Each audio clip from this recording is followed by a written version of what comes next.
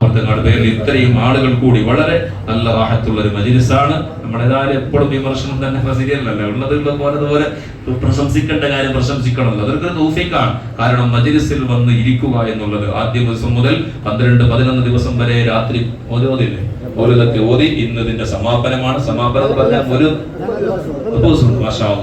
ദിവസം ഉണ്ട് എന്ന് പറഞ്ഞാൽ വളരെ സന്തോഷം. അതിലൊക്കെ വന്നുകൂടുന്ന ആളുകൾ പലക്കാർ, പ്രത്യേകിച്ച് ഇതിന്റെ കൂടിയിരിക്കുന്ന രക്ഷിതാക്കളോട്, കൂടിയിരിക്കുന്ന പ്രായമുള്ള ആളുകളോട് ഒരു നസീഹത്ത്, ഒരു ഉപദേശം, നിങ്ങൾ ഉപദേശിക്കാൻ അർഹനല്ലെങ്കിലും എന്റെ ഉത്തരവാദിത്തപ്പെട്ട ഒരു ഖതീബ് എന്ന നിലയ്ക്ക് ഒരു ഉപദേശം നമുക്ക് അതിലേക്ക് വേണ്ട ചെയ്യണമല്ലോ. ഒരു ഉപദേശം നിങ്ങൾ പറയാനുള്ളത്, ഈ കൂടിയിരിക്കുന്ന ഒരുപാട് രക്ഷിതാക്കൾ മൗലിദിന് വരുന്നവരാണ്, മൗലിദിന്റെ മജ്‌ലിസിൽ ഇരിക്കുന്നവരാണ്, സ്വലാത്ത് മജ്‌ലിസിൽ ഇരിക്കുന്നവരാണ്, ദിക്ർ ഹൽഖയുടെ മജ്‌ലിസിൽ ഇരിക്കുന്നവരാണ്.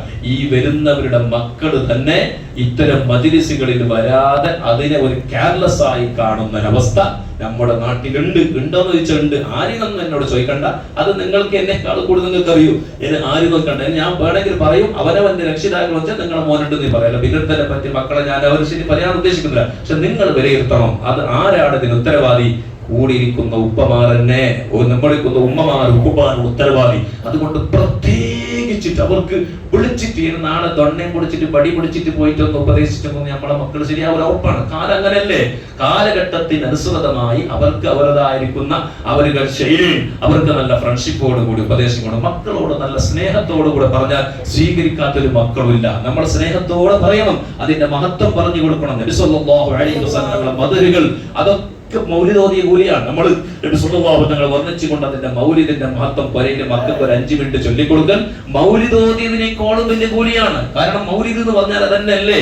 ആ മക്കൾക്ക് നമ്മളത് പറഞ്ഞു കൊടുക്കണം, അത്യാവശ്യമാണ്. ഭാവി തലമുറ, ഞാൻ എപ്പോഴും വെള്ളിയാഴ്ച പറയാറുണ്ടല്ലോ, കഴിഞ്ഞ വെള്ളിയാഴ്ച അതിന് മുമ്പത്തെ വെള്ളിയാഴ്ച നിങ്ങൾക്ക് ഓർമ്മയില്ല, ഏതായാലും ഒരു സ്കൂൾ ദിവസമുള്ള സ്കൂള് ലീവുള്ള ഒരു വെള്ളിയാഴ്ച ഞാൻ തിരിഞ്ഞു നോക്കിയപ്പോ രണ്ടാമത്തെ ദുആ നടത്തുന്ന സമയത്ത് ഞാൻ ശ്രദ്ധിച്ചു നോക്കി. അന്ന് ഞാൻ പ്രസംഗിച്ച ദിവസം അല്ലേ, പ്രസംഗിച്ച ഉസ്താദ് വാദ ലേറ്റ് ആയതുകൊണ്ട് പോയി പറയും, അല്ല പ്രസംഗമില്ലാത്ത ദിവസം തന്നെ ഞാൻ നോക്കി. അന്ന് തിരിഞ്ഞു നോക്കുമ്പോ മയ്യത്ത് നിസ്കാരം കഴിഞ്ഞ് നോക്കുമ്പോ ഒരു 10-20 വയസ്സിനേക്കാളും താഴെയുള്ള ആള്, എന്റെ കുട്ടികൾ 1, 2, 3 കുട്ടികളെ ഞാൻ ശ്രദ്ധിച്ചു. ചിലപ്പോ കുറച്ചും കൂടുതലുണ്ടാവും, എല്ലാം എന്റെ ശ്രദ്ധയിൽ പെടുക, അങ്ങനത്തെ അമാനുഷികതയുള്ള കണ്ണുകളൊന്നുമല്ല.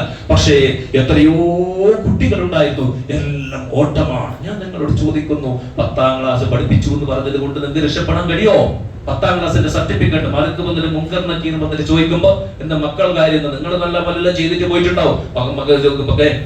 മലക്കെ എന്ത് എന്നോട് ചോദിക്കുന്നത്? എന്നോട് എന്റെ മക്കളുടെ കാര്യം ചോദിക്കണ്ട. 10ാം ക്ലാസ്സിന്റെ സർട്ടിഫിക്കറ്റ് വാങ്ങിയിട്ട് A+ എല്ലാ പ്ലസും വാങ്ങിയിട്ട് പൊരയിൽ വെച്ചിട്ട് പറഞ്ഞിട്ട് രക്ഷപ്പെടാൻ കഴിയോ? മലക്ക് ചോദിക്കും, ആ പ്ലസ് ഈ പ്ലസ് കടലാസ് ഈനെ പ്രേമലിട്ട് വെച്ചതൊന്നുമല്ല. നിന്റെ മകന്റെ തമ്മാടിത്തരം നീ കണ്ടിട്ട് നീ അവരെ ഉപദേശിച്ചിട്ടുണ്ടോ? ഇത് ചോദിക്കാതെ നാളെ അള്ളാന്റെ കോടതി രക്ഷപ്പെടാൻ കഴിയില്ല, ഉറപ്പാണ്. ഇത് ഖുർആനിന്റെ താക്കീതാണ് നമ്മൾ പറയുന്നത്. നമ്മൾ എത്രയോ മീലാദ് പരിപാടിക്ക് വേണ്ടി ചെലവഴിക്കുന്നു, പൈസ കൊടുക്കുന്നു, സംഭാവന കൊടുക്കുന്നു, രാപ്പകലില്ലാതെ വിളിക്കുന്നു. പക്ഷെ നമ്മളെ മക്കൾ വഴിവഴിച്ചു പോവുകയാണ്. നമ്മുടെ മക്കൾ ഇന്ന് ഈ ബിദ്അത്തിലേക്ക് നമ്മളെ മക്കൾ പോകാനുള്ള ഒന്നാമത്തെ കാരണം എന്തെന്നറിയോ? അവർക്ക് ദീനിയായ നിലക്കുള്ള പാരമ്പര്യമായിട്ടുള്ള ചരിത്രങ്ങൾക്ക് അവർ അറിയില്ല. അവർ ഇസ്ലാമിന്റെ യഥാർത്ഥ ശൈലി അവർക്കറിയില്ല. ഇതാര് പറഞ്ഞു കൊടുക്കണം? ഉപ്പമാരുടെ ബാധ്യതയാണ്. അല്ലെങ്കിൽ ആ പറഞ്ഞു കൊടുക്കുന്ന മജ്‌ലിസിലേക്ക് വന്നിരുത്തണം. ഉസ്താദുമാർ പറയും, അത് കേൾപ്പിക്കണം നമ്മുടെ മക്കൾക്ക്. ഇല്ലെങ്കിൽ തീർച്ചയായിട്ടും പിഴച്ചു പോകും. കാലം പിഴക്കാൻ വളരെ സുലഭമായ കാലമാണ്. നമ്മൾ തന്നെ ഒരു എന്തെങ്കിലും മൊബൈലിലൂടെ കൂടുതൽ ഒരാളെ എന്തെങ്കിലും പ്രസംഗം കേട്ടാൽ നമ്മുടെ മനസ്സ് തന്നെ കൺഫ്യൂഷൻ ആയി പോകുന്ന കാലമാണ്. അപ്പൊ അതുകൊണ്ട് അറിവില്ലാത്ത ആളുകൾ പെട്ടെന്ന് പിഴച്ചു പോവുകയാണ്. അതുകൊണ്ട് ചരിത്രപരമായ, ഞാൻ അടുത്ത വർഷം ഈ കൂടിയിരിക്കുന്ന രക്ഷിതാക്കളോടൊക്കെ ഒരു കാര്യം ഓർമ്മപ്പെടുത്തുകയാണ്. ആരുണ്ട് ജീവിച്ചിട്ടുണ്ടെങ്കിൽ അള്ളാഹു നമുക്ക് ദീർഘായുസ്സും ആഫിയത്തും തരട്ടെ. അടുത്ത വർഷം ഇൻഷാ അല്ലാഹ് ഈ മീലാദ് കമ്മിറ്റിയോട് എന്റെ ഒരു ഉപദേശം, ഒരു ഓർമ്മപ്പെടുത്തൽ, പ്രവാചകർ സല്ലല്ലാഹു അലൈഹി വസല്ലമയുടെ ചരിത്രപരമായ ഒരു സെമിനാറുകൾ, ഒരു 1, 2, 3, 4 ദിവസക്കാലം നബി സല്ലല്ലാഹു അലൈഹി വസല്ലമയെ പരിചയപ്പെടുത്തുന്ന ചരിത്രപരമായ ക്ലാസുകൾ ഈ മക്കളെ ബാല്യക്കാരെ കൂട്ടിയിരുന്ന് കൊണ്ട് നിങ്ങൾ സംഘടിപ്പിക്കണം. അത് വളരെ എഫക്ട് ചെയ്യുന്ന ഒരു കാര്യമാണ്. ചരിത്ര ചരിത്രത്തിലൂടെയാണ് മനുഷ്യനിക്ക് മാറ്റം വരുന്നത്. ചരിത്രം കേട്ടാൽ മനം മാറ്റം വരാത്തവരില്ല. പഴയകാല ആലിമീങ്ങളൊക്കെ പറഞ്ഞിരുന്നത് ചരിത്രപരമായ സംഭവങ്ങളാണ് അല്ലെ. അടിയാർ കണ്ണൂർ മുഹമ്മദ് ഹാജിനെ അദ്ദേഹത്തിന്റെ വയറ് കേട്ട ഒരു സഹോദരൻ അടുത്ത് എന്നോട് ഒരു പള്ളിയിൽ വന്നപ്പോൾ പരിചയപ്പെട്ടു. അദ്ദേഹത്തെ പറഞ്ഞത്, ഞാൻ അടിയാർ കണ്ണൂർ മുഹമ്മദ് ഹാജി ഉസ്താദിന്റെ വയറ് കേട്ടിട്ടാണ് ഞാൻ ദീൻ പഠിച്ചത്. അദ്ദേഹത്തിനോട് ഞാൻ പലതും ചോദിച്ച കൂട്ടത്തിൽ ബഹുമാനപ്പെട്ടവരുടെ ക്ലാസിനെ പറ്റി പറഞ്ഞത് ഒരു ഉസ്താദിന്റെ ഒരു 10 ദിവസത്തിന്, പഴയ കാലത്ത് 40 ദിവസത്തെ വയലാണ്, അല്ലെങ്കിൽ ഒരു 10, 15, 20 ദിവസം വയലാണ്. ആ വയറ് കേട്ടാൽ മനുഷ്യൻ A to Z, ജനിച്ചത് മുതൽ പ്രായപൂർത്തിയെത്തത് മുതൽ മനുഷ്യന്റെ ഖബറിലേക്ക് പോകുന്നത് വരെയുള്ള പഠിപ്പുകളെല്ലാം കിട്ടും. മാത്രമല്ല ചരിത്രപരമായ അറിവുകൾ. ഇപ്പൊ ഞാൻ എന്റെ ഉപ്പാനെ പറ്റി തന്നെ ഞാൻ പറയാണ്. എന്റെ ഉപ്പ ഒരുപാട് ചരിത്രം അറിയും. ഈ ചരിത്രം നമ്മളൊക്കെ ഉണ്ടാവും, അത് ചിലപ്പോൾ സ്വഹീഹ് ഉണ്ടാവും, ചിലപ്പോൾ ഉസ്താദന്മാർക്ക് ദഈഫായ കഥകളൊക്കെ ഉണ്ടാവും. പക്ഷെ നമ്മൾ ഇരുത്തിയിട്ട് നമ്മൾ പ്രിയുണ്ടൊക്കെ ഉപ്പാനോട് ആ കഥ പറയാറുണ്ട്. നമ്മൾ ഈ ദുനിയാവിലുള്ള പുസ്തകം കിതാബ് നോക്കിയിട്ട് കാണാത്ത കുറെ കഥകളൊക്കെയാണ് പറയുന്നത്. അപ്പൊ നമ്മൾ ചോദിക്കുന്നത് എവിടുന്ന് കിട്ടി? പഴയകാല ഉസ്താദന്മാരുടെ വയറിൽ നിന്ന് കേട്ടതാണ്. ഈ കേട്ടത് അപ്പൊ തന്നെ അങ്ങനെ തന്നെ റെക്കോർഡ് ചെയ്ത് വെച്ചതുപോലെ ഉണ്ട്. അതൊക്കെ എവിടെ നിന്ന് കിട്ടി? നമ്മുടെ കുട്ടികൾക്ക് ഞങ്ങൾ ചോദിക്കും, നമ്മളെ ഈ കൂടി ഇരിക്കുന്ന 10ാം ക്ലാസ് പ്ലസ് 2 ഡിഗ്രി ഒക്കെ പഠിക്കുന്ന ബാല്യക്കാരോട് നബി സല്ലല്ലാഹു അലൈഹി വസല്ലമയെ പറ്റി ഒരു ചരിത്രം പറയുന്നു പറഞ്ഞാൽ പറയാൻ അറിയുന്ന കുട്ടികൾ എത്രയുണ്ട്? പോയി പരിശോധിക്കും. ഞാനെല്ലാം വിമർശിക്കുന്നവരാണ്. നിങ്ങളെ മക്കളോട് ചോദിക്കും, നബി സല്ലല്ലാഹു അലൈഹി വസല്ലമയെ പറ്റി പറയുന്ന ഒരു ചരിത്രം വിശദമായിട്ട് ഒരു 5 മിനിറ്റ് അവതരിപ്പിക്കാൻ പറ്റുന്ന മക്കൾ നമ്മുടെ കൂട്ടത്തിലുണ്ടോ?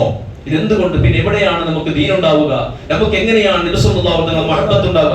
ആ റസൂലുള്ളാഹി തങ്ങളുടെ മഹബത്ത്. പിന്നെ പുരയിലൊക്കെ മൗലിദിലൊക്കെ ഞാൻ പല വീട്ടിലേക്ക് മൗലിദിന് പോകാറുണ്ട്. മൗലിദിന് പോയപ്പോൾ ഞാൻ പലപ്പോഴും പറഞ്ഞ കാര്യമാണ്, പലയിടത്തെ ബാല്യക്കാരൊന്നും മൗലിദിന്റെ മജ്‌ലിസിൽ ഇരിക്കാറില്ല, കുട്ടികളൊന്നും മജ്‌ലിസ് അധിക വീടുകളിലും ഇരിക്കാറില്ല. ആ മക്കൾ അത്തരം മജ്‌ലിസുകളിലേക്ക് കൊണ്ടുവരണം, ഇരുത്തണം, അവർക്ക് പ്രോത്സാഹനം നൽകണം. അതന്നെയാണ് ദീന്.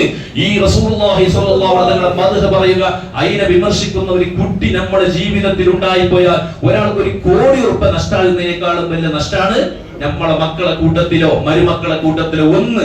നബി സല്ലല്ലാഹു അലൈഹി വസല്ലം സാധാരണ മനുഷ്യൻ എന്ന് പറയുന്നത് ഒരു കുട്ടിയോ ഒരു മോനോ ഒരു മോളോ ഒരു മരുമകളോ ഉണ്ടെങ്കിൽ നിങ്ങൾക്ക് 1 കോടി നഷ്ടമായാൽ എന്താവും? 1 കോടി രൂപ ഒറ്റ കോടി 1 കോടി രൂപ ലോസായി. അവർക്ക് എത്ര ബേജാറുണ്ടാവും?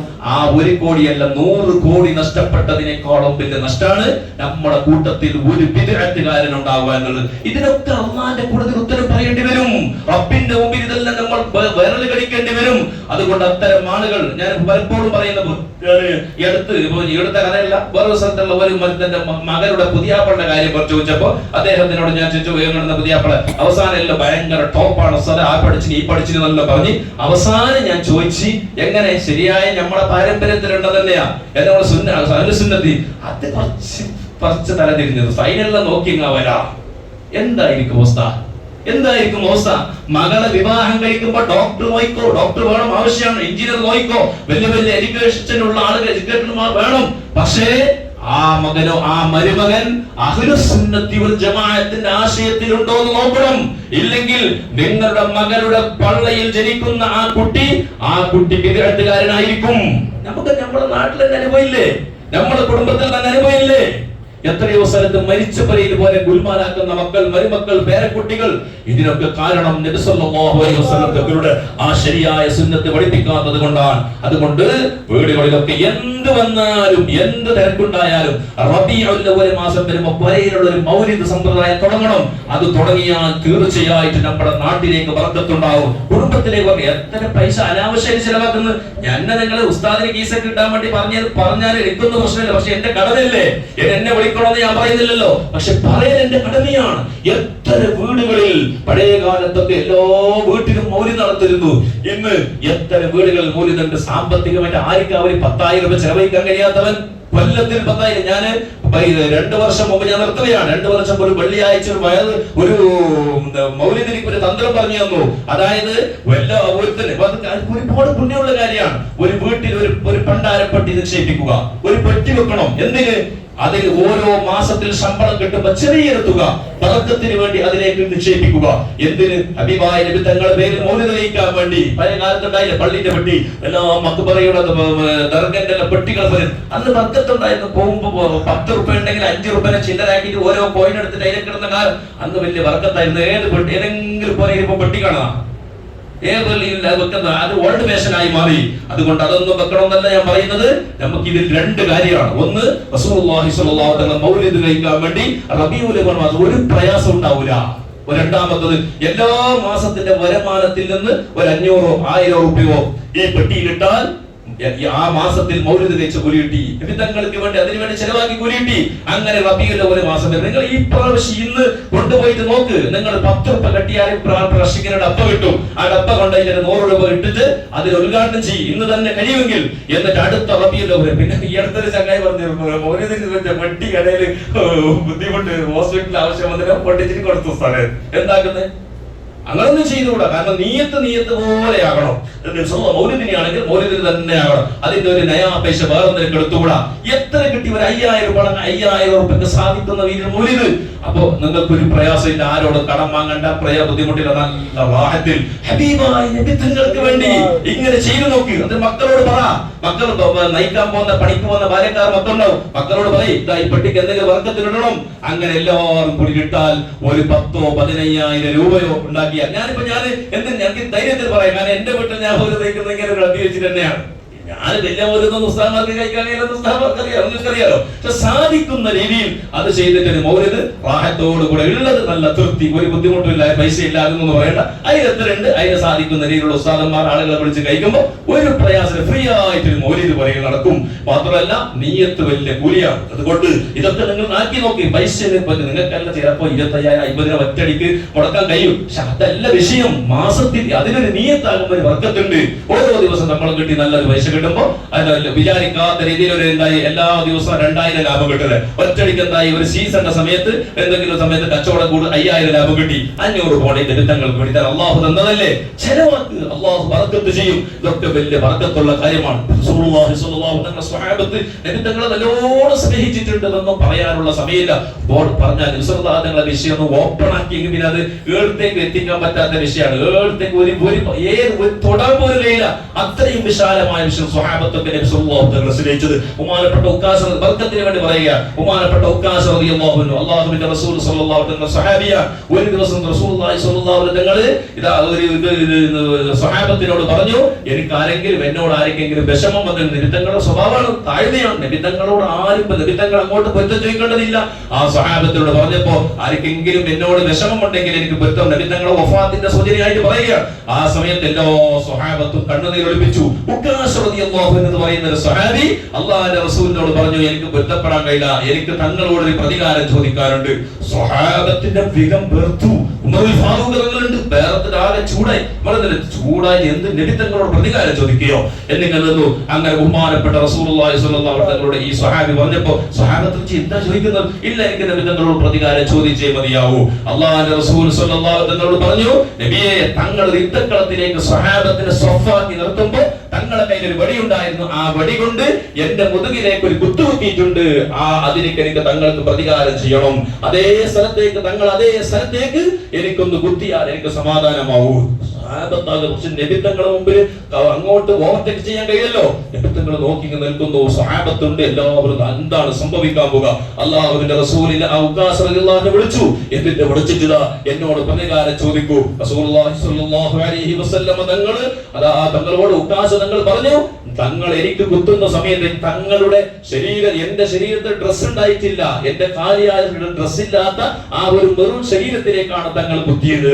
തങ്ങളുടെ വടി എനിക്ക് കിട്ടിയത്. അതുകൊണ്ട് എനിക്കും തങ്ങളുടെ ശരീരത്തിൽ ഇതാ ഒന്ന് അതേ സ്ഥലത്തേക്ക് തങ്ങൾ വസ്ത്രം വഹിച്ചുകൊണ്ട് അതേ സ്ഥലത്തേക്ക് ഒന്ന് കുത്തണമെന്ന് പറഞ്ഞു. റസൂലുള്ളാഹി സ്വല്ലല്ലാഹു അലൈഹി വസല്ലം ഷർട്ട് അവിടത്തെ ഖമീസ് ഇങ്ങനെ അഴിച്ചു കൊടുത്തു. കശംസി തദ്ഹറു ലിൽ ഐനൈനി മിൻ ബുഅദി സഗീറതൻ വതുഖിൽ തർഫ മിൻ ഹമമി ഔലായ സല്ലി വസല്ലിം ദായിമൻ അബദ അലാ ഹബീബിക ഖൈറിൽ ഖൽഖി കുല്ലിഹിം. ബുർദയിലുള്ളതാണ്. ആ സമയത്ത് റസൂലുള്ളാഹി സ്വല്ലല്ലാഹു അലൈഹി വസല്ലം സൂര്യനെ പോലെ പ്രകാശിക്കുന്ന ശരീരം കണ്ടപ്പോ ഒന്ന് ചോർത്ത് പിടിച്ചുകൊണ്ട് തന്റെ ശരീരത്തിലേക്ക് അടച്ചു പിടിച്ചുകൊണ്ട് ചുംബിച്ചുകൊണ്ട് ഉക്കാശ റളിയല്ലാഹു അൻഹു പറഞ്ഞു, നബിയേ തങ്ങളോട് പ്രതികാരം ചോദിക്കാനല്ല ഞാൻ ചെയ്യുന്നത്.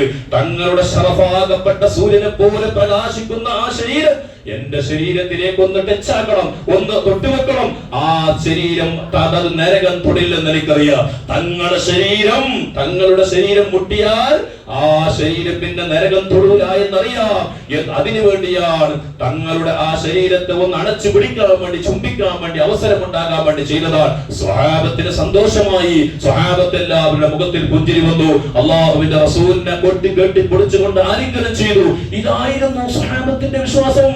നബി തങ്ങൾ സാധാരണ മനുഷ്യനാണെങ്കിൽ അങ്ങനെ ചെയ്യോ? സ്വഹാബത്തിന് അങ്ങനെ വിശ്വാസം ഉണ്ടായിട്ടില്ല. ലോകത്ത് ഒരു മഹാന്മാർക്കും അങ്ങനെ വിശ്വാസം ഉണ്ടായിട്ടില്ല. അതുകൊണ്ട് ഇങ്ങനെ എത്രയോ കഥകൾ നമുക്ക് പറയാനുണ്ട്.